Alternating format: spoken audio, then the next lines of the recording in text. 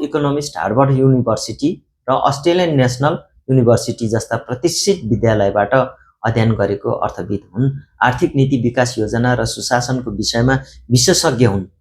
तर एउटा आफ्नो देशको भूमिको सवालमा चीन र नेपालको सीमा सर्वेको विषयमा बजेट अति न्यून छुट्याइनुले उहाँ अहिले विवादमा तानिनु भएको छ। उहाँले छुट्याएको रकम जम्मा रु 1 लाख मात्र हो। साथीहरू, डाक्टर सोनिम वाग्लेले 2014 देखि 2018 सम्म नेसन प्लानिङ कमिसन राष्ट्रिय आयोजना आयोगमा काम गरिसकेका व्यक्ति हुन् भने भाइस चेयर पनि। साथीहरू, डाक्टर सोनिम वाग्लेले 2014 देखि 2018 सम्म नेसन प्लानिङ कमिसन राष्ट्रिय आयोजना आयोगमा काम गरिसकेका व्यक्ति हुन् भने उनी भाइस चेयर पनि बनिसकेका व्यक्ति हुन्, यानि कि उपाध्यक्ष।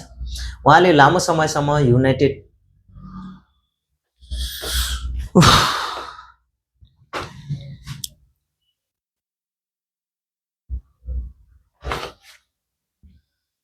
साथीहरू, डाक्टर सोनिम वाग्लेले 2014 देखि 2018 सम्म नेसन प्लानिङ कमिसन राष्ट्रिय आयोजना आयोगमा काम गरिसकेका व्यक्ति हुन् भने उनी भाइस चेयर पनि बनिसकेका व्यक्ति हुन्, यानि कि उपाध्यक्ष। उहाँले लामो समयसम्म युनाइटेड नेसन डेभलपमेन्ट प्रोग्राम र वर्ल्ड ब्याङ्कमा। साथीहरू, डाक्टर सोनिम वाग्लेले 2014 देखि 2018 सम्म नेसन प्लानिङ कमिसन राष्ट्रिय आयोजना आयोगमा काम गरिसकेका व्यक्ति हुन् भने उनी भाइस चेयर पनि बनिसकेका हुन्, यानि कि उपाध्यक्ष। उहाँले लामो समयसम्म युनाइटेड नेसन डेभलपमेन्ट प्रोग्राम र वर्ल्ड ब्याङ्कमा पनि अर्थशास्त्री र आर्थिक सल्लाहकारको रूपमा काम गरिसकेका एक अब्बल र क्षमतावान व्यक्ति हुन् भने पेसाले अर्थशास्त्री इकोनोमिस्ट हुन्। London school of economist, Harvard university र अस्ट्रेलियन नेशनल युनिभर्सिटी जस्ता प्रतिष्ठित विद्यालयबाट अध्ययन गरेको अर्थविद हुन्। आर्थिक नीति विकास योजना र सुशासनको विषयमा विशेषज्ञ हुन्। तर एउटा आफ्नो देशको भूमिको सवालमा चीन र नेपालको सीमा सर्वेको विषयमा बजेट न्यूनभन्दा अति न्यून छुट्याइनुले उहाँ विवादमा तानिनु भएको छ। उहाँले छुट्याएको बजेट जम्मा 1 लाख मात्र हो।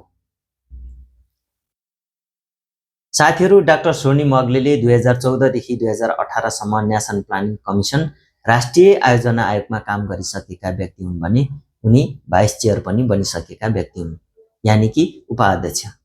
उहाँले लामो समयसम्म युनाइटेड नेसन डेभलपमेन्ट प्रोग्राम र वर्ल्ड ब्याङ्कमा पनि अर्थशास्त्री तथा आर्थिक सल्लाहकारको रूपमा काम गरिसकेका एक अब्बल र क्षमतावान व्यक्ति हुन्। पेसाले उहाँ अर्थशास्त्री इकोनोमिस्ट हुन्। London school of economist, Harvard university र अस्ट्रेलियन नेशनल युनिभर्सिटी जस्ता प्रतिष्ठित विद्यालयबाट अध्ययन गरेको अर्थविद हुन्। आर्थिक नीति विकास योजना र सुशासनको विषयमा विशेषज्ञ हुन्।